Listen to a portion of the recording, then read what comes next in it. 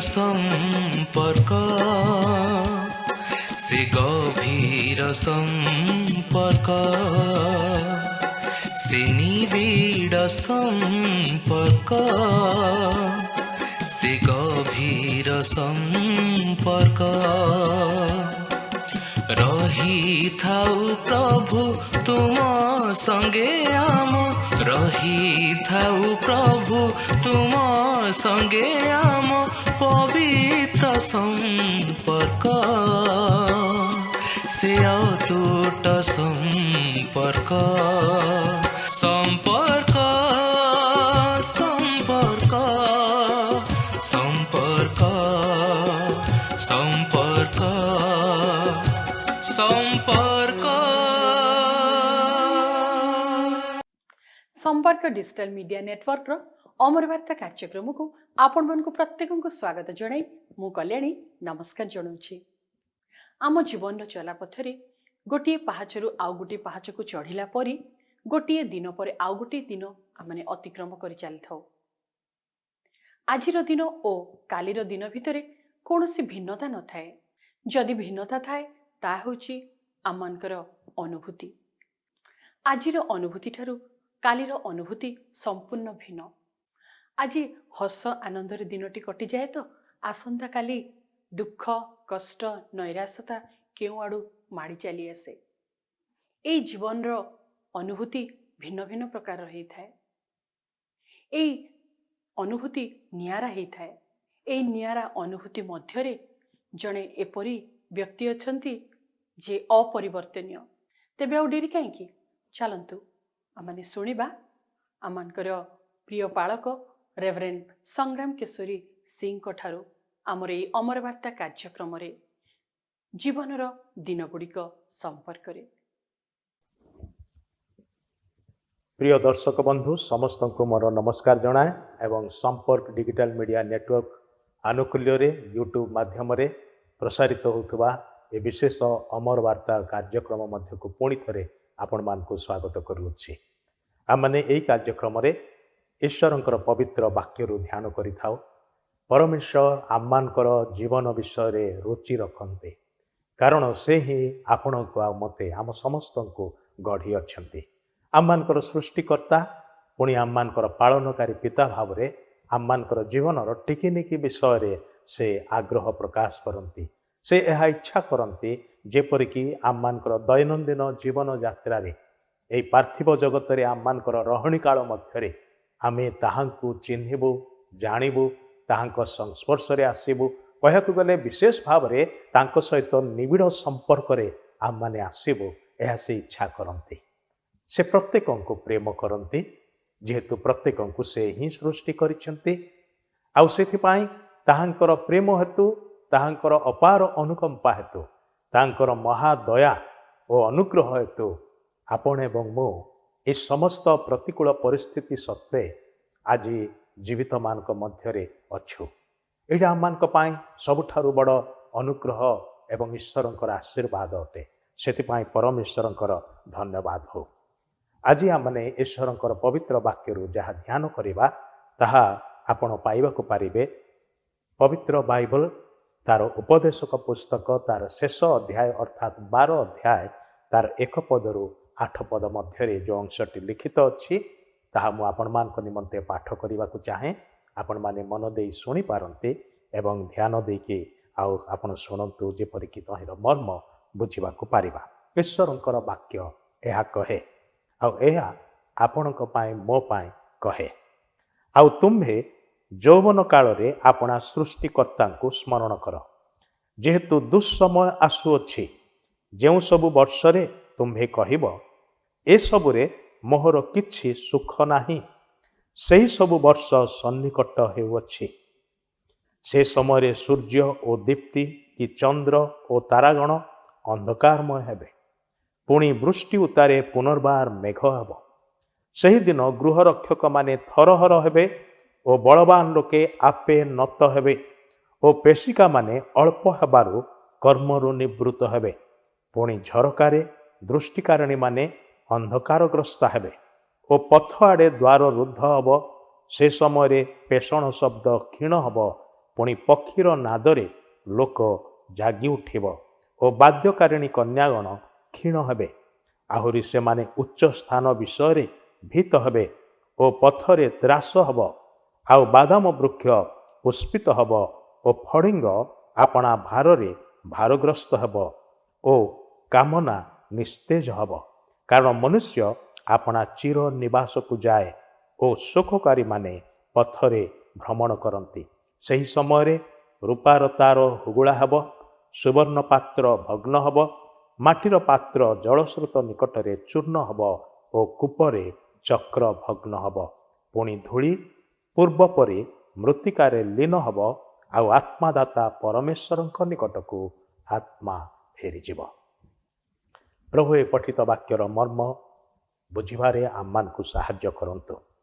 ଭାଇ ଭଉଣୀମାନେ, କେହି ଜଣେ ଏ ପ୍ରକାର କହନ୍ତି ଯେ ମଣିଷ ଜୀବନ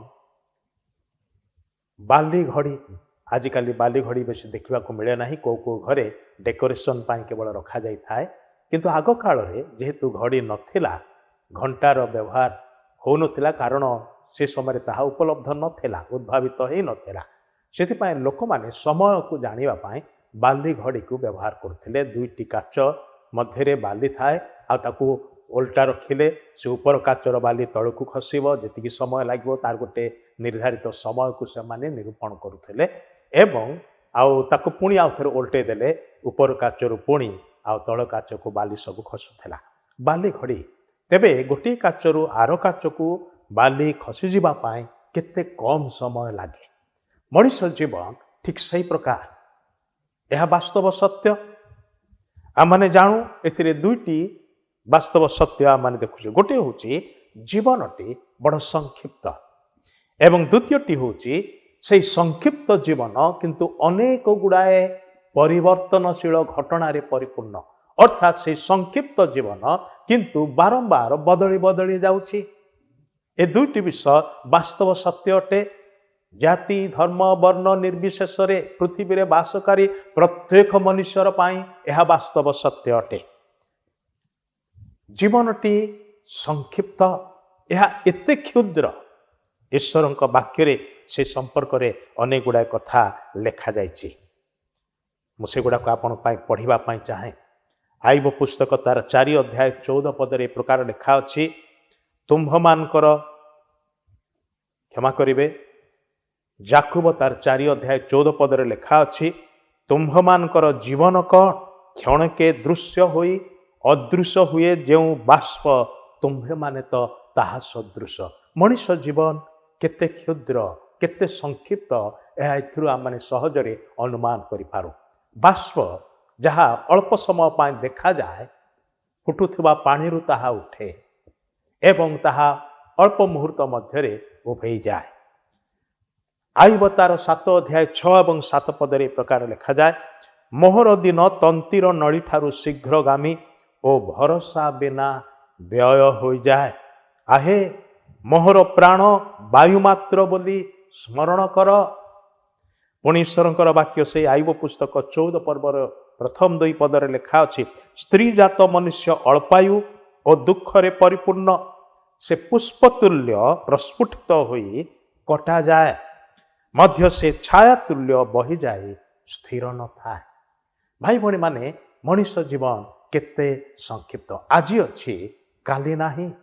ଏ ପ୍ରକାର ମନୁଷ୍ୟର ଜୀବନ। ଆମମାନେ ସେ ପ୍ରକାର ଅଳ୍ପ ଆୟୁ ନେଇକି এই ଧରା ପୃଷ୍ଠରେ ବଞ୍ଚି ରହିଛୁ।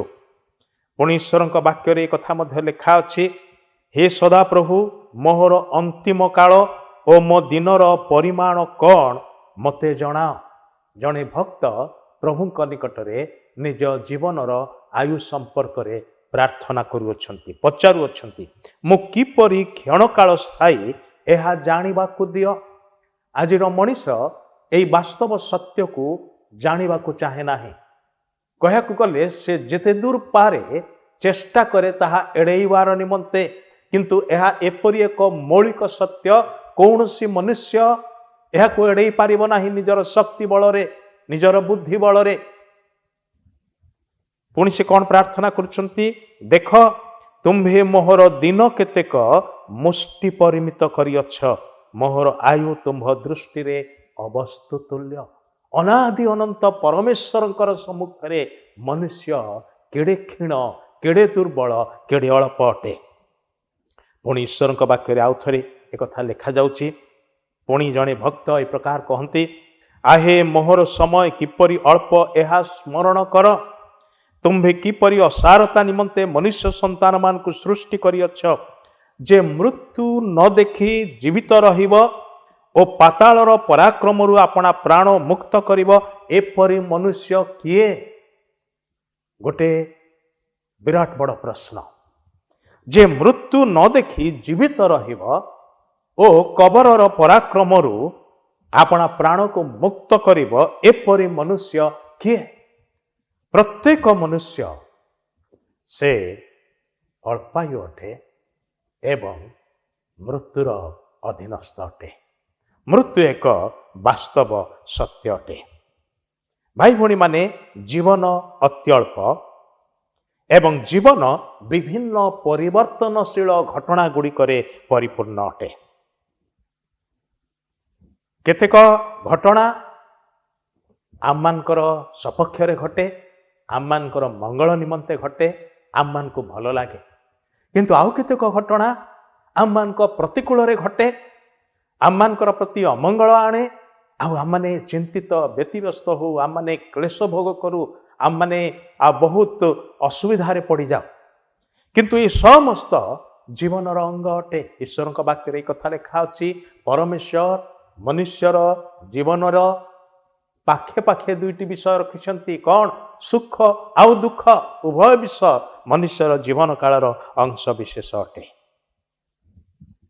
एवं एपरि मध्य हुए, जहा मो प्रति घटे ताहा हुई तो आपणक प्रति घटी न पारे, एवं आपणक प्रति जहा घटे ताहा हुई तो आउ जनक प्रति घटी न पारे। किंतु प्रत्येक मनुष्यर जीवन रे कौनसी ना कौनसी परिवर्तनशील घटना सबू घटुथिबा आम माने देखु और जानू।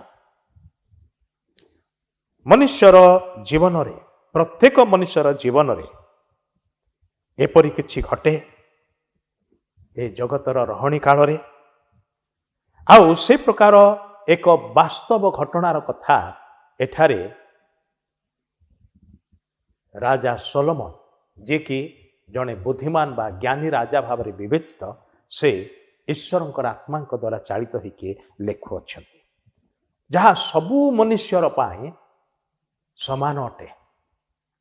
एठार कह गले मनुष्य जीवनर शेष अवस्थार कथा लिखा जाउछि। जड़े मनुष्य जन्म नुहे, बढ़े, यौवन काल रे प्रवेश करे, तापरे मध्यवर्ती काल रे प्रवेश करे, तापरे बार्धक्यता मध्य प्रवेश करे, धीरे धीरे क्षीण हवाकु लागे, एवं कि प्रकार मृत्यु ताकू ग्रास करिया पूर्वरु से कौ सबु परिवर्तनशील घटना मध्य दे गति करे, तार विवरण जहाँकि मु आपणक पई पाठ करिके सुनैली। एथिरे तीनोटी घटनार कथा विशेष करिके से लेखन्ती, जहा आममानकर जीवनर दिन गुड़ी को प्रकाश करे।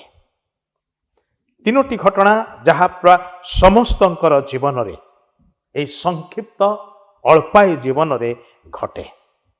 आउ मु से तीनोटी घटनार विषय जोड़ा कि आममानकर तीन प्रकारर दिवस को प्रकाश करे, से संपर्क में कहबी। आज जानिनी केते समय आम माने ताहा शेष करने को पारिबा मु जानिनी, किंतु समय जेहेतु आम मानकर कम, से होई पारे आवश्यक पड़िले परवर्ती समय मध्य ए विषय आम माने आलोचना करिबा। किंतु आम मानकर मूल प्रसंग हब जे आम मानकर जीवनर दिन गुड़िक এই ଅଳ୍ପାୟୁ ଜୀବନର ଦିନ ଗୁଡ଼ିକ ପ୍ରଥମ ବିଷୟ, ପ୍ରଥମ ପ୍ରକାରର ଦିନ ଯାହାକୁ ଆମେ କହିବା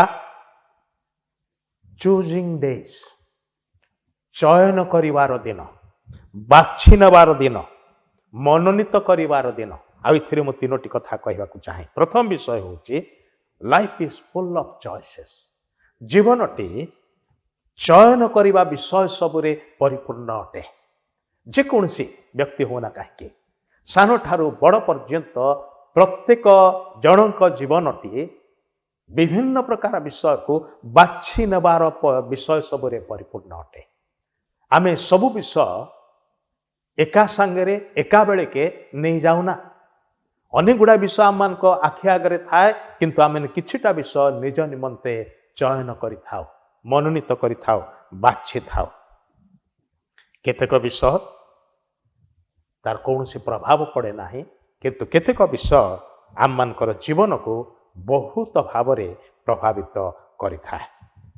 ତେବେ ଆମମାନଙ୍କର ଜୀବନ ବିଭିନ୍ନ ବିଷୟକୁ ବାଛି ନେବାର ବିଷୟ ସବୁରେ ପରିପୂର୍ଣ୍ଣ ଅଟେ। Life is full of choices. ଆମମାନଙ୍କର ଜନ୍ମଠାରୁ ମରଣ ପର୍ଯ୍ୟନ୍ତ ସବୁବେଳେ କିଛି ନା କିଛି ନିଜ ଜୀବନ ନିମନ୍ତେ, ପରିବାର ନିମନ୍ତେ, ଭବିଷ୍ୟତ ନିମନ୍ତେ, ବିଭିନ୍ନ ବିଷୟ ନିମନ୍ତେ ଆମମାନେ ମନୋନୀତ କରିବାକୁ ପାରିଥାଉ। ଦ୍ୱିତୀୟ ବିଷୟ ହେଉଛି ଜୀବନ ଯଦିବା ଚୟନ କରିବାର ବିଷୟ ସବୁରେ ପରିପୂର୍ଣ୍ଣ, କିନ୍ତୁ ଯୌବନାବସ୍ଥା ହେଉଛି ଚୟନର ଗୁରୁତ୍ୱପୂର୍ଣ୍ଣ ସମୟ। ଯୌବନ କାଳ, ଯେଉଁଟାକି ପ୍ରାଇମ୍ ଅଫ୍ ଲାଇଫ୍ ବୋଲି କୁହାଯାଏ, ଆମମାନଙ୍କର ଜୀବନର ସର୍ବୋତ୍ତମ ଅବସ୍ଥା ବା ସମୟକୁ ବୁଝାଏ। ଯୌବନ କାଳରେ ସାଧାରଣତଃ ଆମମାନେ ସୁସ୍ଥ ସବଳ ରହୁ, ଆମମାନଙ୍କର ମନ ମସ୍ତିଷ୍କ ପ୍ରଖର ଭାବରେ କାର୍ଯ୍ୟ କରେ, ଆମମାନେ କାର୍ଯ୍ୟକ୍ଷମ ହଉ ଏବଂ ଅନେକ ଗୁଡ଼ାଏ କାର୍ଯ୍ୟକୁ ଆମମାନେ ହାତକୁ ନେଇକି ତାହା ସାଧନ କରିବା ପାଇଁ, ସଫଳ କରିବା ପାଇଁ ଆମମାନେ ଚେଷ୍ଟା କରିଥାଉ, ପୁଣି ଆମମାନେ ତାକୁ ହାସଲ ମଧ୍ୟ କରିଥାଉ। ଅନେକ କିଛି ବିଷୟ ଯୌବନ କାଳରେ ଆମମାନେ କରିବାକୁ ପସନ୍ଦ କରିଥାଉ। ସେଥିପାଇଁ ଯୌବନ ସମୟ ହେଉଛି ଜୀବନର ଗୁରୁତ୍ୱପୂର୍ଣ୍ଣ ବିଷୟ ସବୁକୁ ମନୋନୀତ କରିବାର ସବୁଠାରୁ ଉତ୍ତମ ସମୟ ଅଟେ। The greatest time for choices is in youth. ଆମମାନଙ୍କର ହବି, ଆମମାନଙ୍କର ଅଭ୍ୟାସ, ଆମମାନଙ୍କର ବନ୍ଧୁମାନଙ୍କୁ, ଆମମାନଙ୍କର କ୍ୟାରିୟରକୁ, ଆମମାନଙ୍କର ଚାକିରିକୁ, ଆମମାନଙ୍କର ଜୀବନ ସଙ୍ଗୀ ବା ସଙ୍ଗିନୀକୁ ବାଛିବାର ସମୟ ହେଉଛି ଯୌବନାବସ୍ଥା। ସୃଷ୍ଟିକର୍ତ୍ତାଙ୍କୁ ସେଥିପାଇଁ ଯୌବନ କାଳରେ ସ୍ମରଣ କର ବୋଲିକି ବାକ୍ୟରେ କୁହାଯାଉଛି। ଅନେକ ଅଛନ୍ତି ଈଶ୍ୱରଙ୍କର ସୃଷ୍ଟ ମନୁଷ୍ୟ ଭାବରେ ଯଦିବା ଜଗତରେ ଅଛନ୍ତି, ମାତ୍ର ସୃଷ୍ଟିକର୍ତ୍ତାଙ୍କୁ ଜାଣନ୍ତି ନାହିଁ, ତାଙ୍କ ବିଷୟରେ ଚିନ୍ତା କରନ୍ତି ନାହିଁ, ଧ୍ୟାନ ଦିଅନ୍ତି ନାହିଁ। ସେମାନେ ଭାବନ୍ତି ଯେ ସେମାନେ ଆପେ ଆପେ ଏଠିକି ପଳେଇ ଆସିଛନ୍ତି। ଭାଇ ଭଉଣୀମାନେ, ଆମମାନେ କେହି ହେଲେ ଆକସ୍ମିକ ଭାବରେ ଆପେ ଆପେ ହଠାତ୍ ଗୋଟେ ଦିନରେ ଡିଆଁ ମାରି ନାହୁଁ ଏହି ଧରାପୃଷ୍ଠକୁ। ସମସ୍ତେ ସେଇ ଗୋଟିଏ ପ୍ରୋସେସ ମଧ୍ୟ ଦେଇକି ଗତି କରିଛୁ। ମାର ପେଟରେ ଗଢ଼ା ଗଲୁ, ଯେତେବେଳେ ଆମମାନଙ୍କର ସମୟ ଆସିଲା, ତାହା ମଧ୍ୟ ଈଶ୍ୱରଙ୍କର ନିର୍ଦ୍ଧାରିତ ସମୟ। ଅନେକ ସମୟରେ ଡାକ୍ତରମାନେ ଗୋଟେ ଡେଟ୍ କହନ୍ତି, କିନ୍ତୁ କେଉଁ ମୁହୂର୍ତ୍ତରେ ହେବ ସେ ମୁହୂର୍ତ୍ତ କଥା କହିପାରନ୍ତି ନାହିଁ। ତାହା ଈଶ୍ୱରଙ୍କର ହସ୍ତାଧୀନ ଅଟେ। କିନ୍ତୁ ପ୍ରତ୍ୟେକଙ୍କର ଜନ୍ମର ସମୟ ପରମେଶ୍ୱର ନିରୂପଣ କରିଅଛନ୍ତି। ଆଉ ସେହିପରି ମଧ୍ୟ ପ୍ରତ୍ୟେକଙ୍କର ମରଣର ସମୟ ମଧ୍ୟ ପରମେଶ୍ୱରଙ୍କ ହାତରେ ସେ ତାହା ନିରୂପଣ କରିଅଛନ୍ତି। ଆଉ ସେଇଥିପାଇଁ ସୃଷ୍ଟିକର୍ତ୍ତା ପରମେଶ୍ୱର ଯେ ଆପଣଙ୍କୁ ଆଉ ମୋତେ ଗଢ଼ି ଅଛନ୍ତି, ତାହାଙ୍କୁ ସ୍ମରଣ କରିବାର ସର୍ବୋତ୍ତମ ସମୟ ହେଉଛି ଯୌବନ ସମୟ।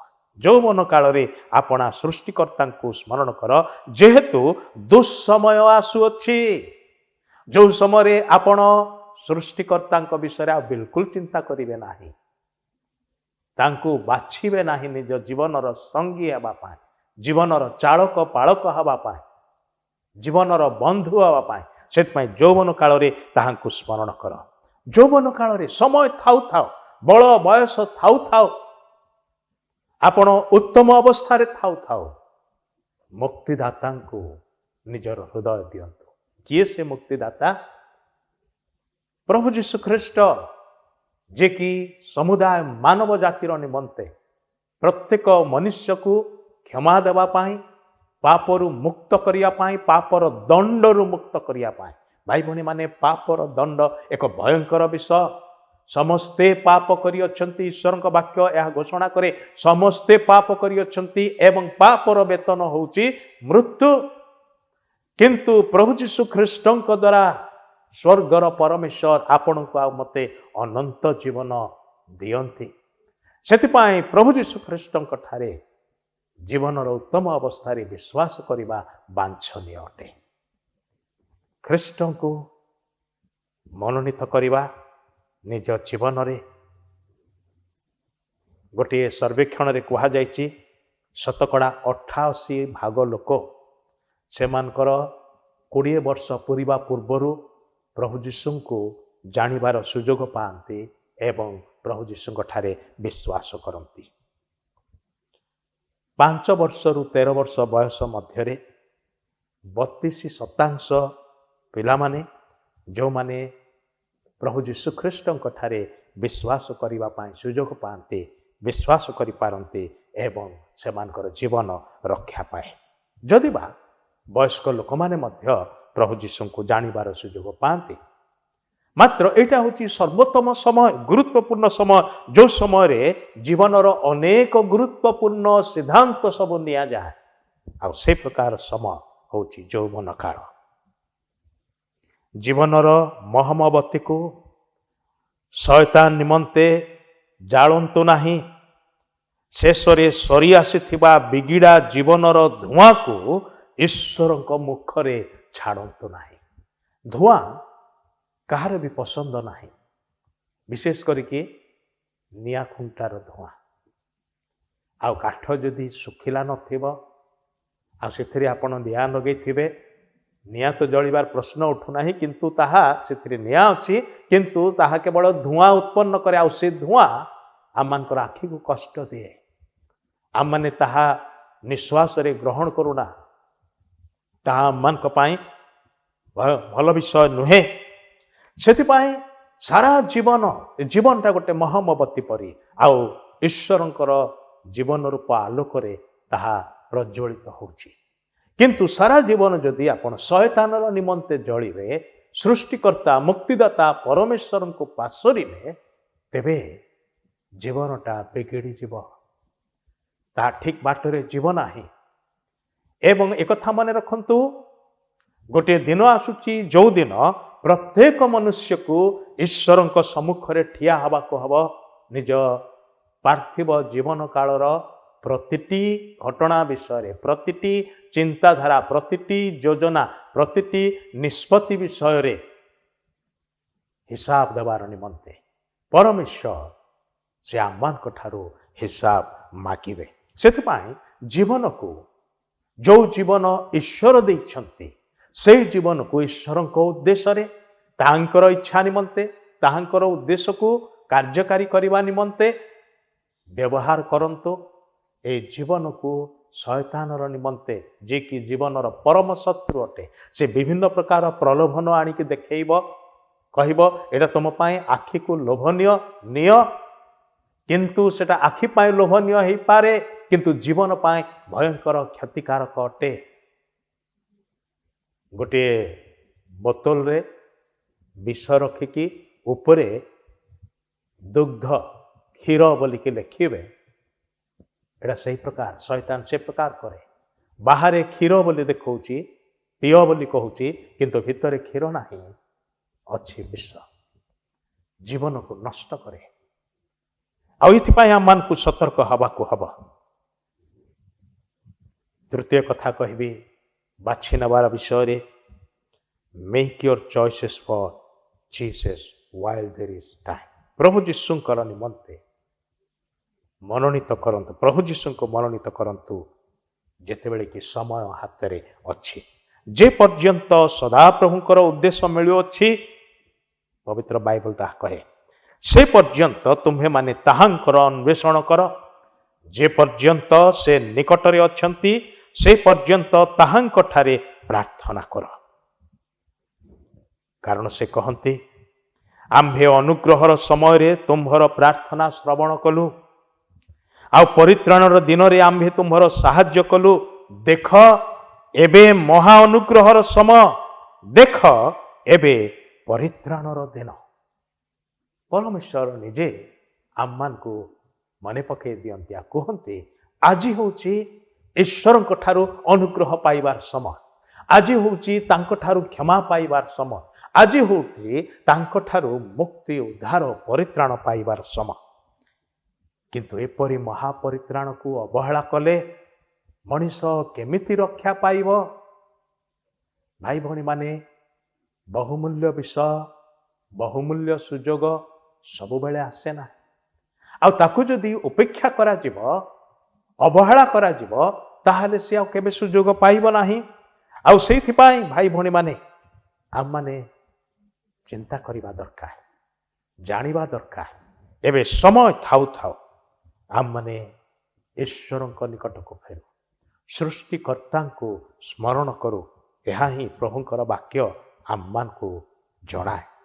तेबे जीवनटी संक्षिप्त एवं परिवर्तनशील अटे। अति शीघ्र शीघ्र बदली बदली जाउछि। आम माने गोटे अवस्था सब बड़े रहुना हूँ एवं गोटे समय आसुछि जो समय रे आम मानकर जीवनर शेष मुहूर्त रे पहुँचब, शेष जीवदशा रे आम माने पहुँचब। आ सेते बेले किछि करिबा पाए ना समय थिबो, ना शक्ति थिबो, ना बल थिबो, ना इच्छा थिबो। सेथिपाई एई जीवन जदिबा आज अति सुंदर देखा जाउछि, शक्तिशाली देखा जाउछि, सतेज देखा जाउछि, किंतु काली कौन हब आम माने जानुना। गत 2 वर्ष धरी ए महामारी हेतु जो प्रकार भयंकर घटना सब घटवार आम माने देखिलु। आमर परिवार गुड़िकरू आम मानकर समाजरू केते जे लोक ए जगत छाड़ी चली गले, जो मान विषय रे आमे केबे भी भावी नथिलु जे से माने ए प्रकार चली जिवे बोली। से माने निजे भी केबे एहा विश्वास कर नथिले जे हठात से मानकर ए प्रकार मृत्यु घटिबो बोली। सेतिरे बयसर कोनोसी पातर अंतर नाही। सान पिला माने भी जाइछंती, युवा युवती माने भी जाइछंती एवं वयोज्येष्ठ माने भी जाइछंती। सबु बयसर लोक माने, भाई भणी माने केते भयंकर विषय अटे। तेबे आम मानकर जीवन रे बंची थाउ थाउ जो पर्यंत आम मानकर प्राणवायु चलप्रचल होउछि, आम मानकर निश्वास चलप्रचल होउछि, जो पर्यंत आम माने जीवित अवस्था रे अछु, सेही पर्यंत ही आम मानकर समय मनोनीत करिवार समय। अनंत जीवन को मनोनीत करू, मृत्यु को बाछिबा आवश्यक नाही। जदि बा माने समस्ते कहयाकू गले मृत्युर अधीनस्थ अटु, किंतु एई मृत्यु शारीरिक मृत्यु कथा मु कहू नाही, अनंत मृत्युर विषय कहूछि। शारीरिक मृत्यु आरंभ मात्र, गोटे झलक मात्र। मरण कौन करे ताहार गोटे झलक होउछि शारीरिक मृत्यु, मृत्यु विच्छेद। किंतु अनंतकालीन मृत्यु होउछि सृष्टिकर्ता ईश्वरक ठारू चिरकालर निमंते, अनंत कालर निमंते अलगा हो जिबा। आज आमे सेई ईश्वरक सहित संपर्क नथिले भी, ताहांकु न जानिले भी, ताहांकर दया हेतु बंचिछु। आउ तांकर दया समस्तंक पाई उपलब्ध अटे, समान भाव उपलब्ध अटे। वाक्य लेखा अछि, सदा प्रभुंकर बहुविध दया हेतु आम्भे माने विनष्ट होइनाहु, कारण ताहांकर करुणा शेष हुए नाही। से सबु प्रति प्रभातरे नूतन अटे। प्रतिटी सकाळ बेलारे ईश्वर आपणा करुणारे आपणको मते आवरी रखन्ते, जोथिपाई कि आमाने बंचिछु। जदिबा समस्त लोक माने ताहांकु चिन्हन्ते नाही, जानन्ते नाही, अतएव तांकु प्रेम मध्य करन्ते नाही। जहांकु आपण जानन्ते नाही ताकु केमिति प्रेम करिवे, तांकु केमिति आपण भक्ति करिवे, केमिति तांकु आपण सम्मान देबे। आ अनेक मनुष्य सेमानकर एई होछि दुरावस्था। सृष्टिकर्ता ईश्वर सेमानकु गढ़िछन्ते, सेमानक पाई प्राणर मूल्य देइछन्ते, अथच सेमाने ताहांकु जानन्ते नाही। तेबे प्रिय माने आज पाई मानकर समय सरी आसीछि। मु केवल एति कहया पाई चाहे जे आममानकर जीवनर दिन गुड़िक मध्यरु आज गोटे कथा आम चिंता कलु, ताहा होछि डेज ऑफ चूजिंग, मनोनीत करिवार दिन, बाछिबार दिन। कौन बाछिबा?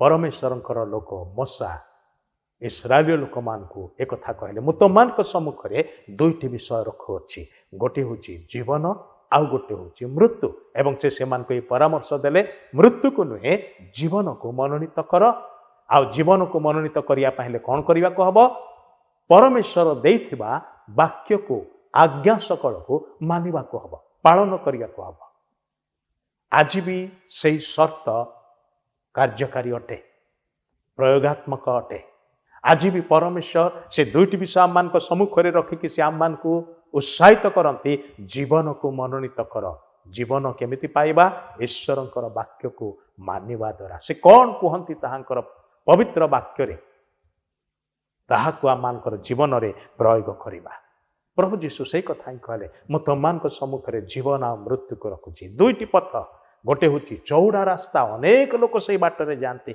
मात्र तहिर शेष विनाश अटे अपर पक्षरे गोटे होची संकीर्ण दुर्गम पथ अल्प लोक मात्र से बाटरे जाती मात्र तहिर शेष रे अनंत जीवन अच्छी आउ से कहती तुम्हें अनंत जीवन को बाछ मु आसीछि तुमମାନଙ୍କୁ जीवन देवार निमंते प्रचुर और अनंत जीवन देवार निमंते प्रभु जीशु को मनोनीत करंतु प्रभु जीशु को जीवन रे ग्रहण करंतु तांको ठारे विश्वास करंतु ईश्वरंकर दत्त अनंत जीवन आपण पाई पारिबे कारण जे पुत्र को पाई अछि अर्थात यीशु ख्रीष्ट को पाई अछि से जीवन पाई अछि प्रिय बंधु प्रभु आमान को कथा कहिसंती आसंतु ईश्वरंक वाक्यर सम्मुखरे निज निज को नत करिबा एवं आम मान सम्मुखरे बाछि नेबार पाए अनेक विषय अच्छी मात्र ईश्वर कहते आम मैंने ताहांको जीवन रे मनोनीत करिबा एवं अनंत काल रे ताहांको सहित बंचिबा प्रार्थना करिबा मंगलमय सदा प्रभु तुम्हें आम मान वाक्य दे कथा कही अच्छ तुम्हें आम मान सम्मुखरे यह स्पष्ट रखी अच्छ जे तुमको मनोनीत करिबो आम मानकर सृष्टिकर्ता भावरे आम मानकर मुक्तिदाता और जीवनदाता भावरे आम मानकर उद्धारकर्ता एवं पाप क्षमाकारी भावरे तेबे तुम सहित आमे अनंत काल बंचीबो ए जगत छाड़ी गला उतारे मध्य अनंत काल रे जेतबे प्रवेश करिबो आमे तुम संग रे वास करिबा को पारिबो प्रभु आज दर्शक बंधु मान को तुम से अनुग्रह दियो तुम सहायता दियो तुमको जीवन रे मनोनीत करिया पाए तुम्हें जहां को प्रेरण कल धरा पृष्ठ को आम मानकर से त्राणकर्ता प्रभु जीशु ख्रीष्ट को जीवन रे मनोनीत करिया पाए ताहांक ठारे निजर जीवन को समर्पण करिया पाए प्रत्येक को आशीर्वाद कर दर्शक बंधु मानकर प्रत्येक परिवार को सेमानकर व्यक्तिगत जीवन को सेमानकर कर्ममय जीवन को सेमानकर अध्यवसायर जीवन को आशीर्वाद कर प्रार्थना शुणिल धन्यवाद दे यही प्रार्थना प्रभु जीशु ख्रीष्ट नाम रे उत्सर्ग करुअछु आमेन एतले पिता ईश्वरंकर गभीर प्रेम प्रभु जीशु ख्रीष्टंकर असीम अनुग्रह और दया पवित्र आत्मांकर शांति शक्ति सुमधुर सहभागिता शिक्षा और चेतना एवं पुणी सदाबले आम प्रत्येक सांगरे सारा विश्व में ख्रीष्टाश्रित प्रत्येक भाई भौणी सहित रही साहाय्य उपकार करंतु आमेन प्रभु आपण को आशीर्वाद करंतु धन्यवाद दर्शक बंधु आपण माने आजिर प्रचारित वाक्य शुणिथिबे और निश्चय आशीर्वाद प्राप्त होइथिबे एहा हमने आशा करूछु जदि आपण मानकर कोनोसी विषय बुझिबार थाए किंबा जानिबार थाए तळे दिया जाइथिबा ठिकाना रे आमानक सहित जोगाजोग करिबाकू भूलिबे नाही आज तो समय हो गलानी आसंता कार्यक्रम रे आपण मानक सहित एई दिन एई समय रे पुणी साक्षात हबो रहिली नमस्कार।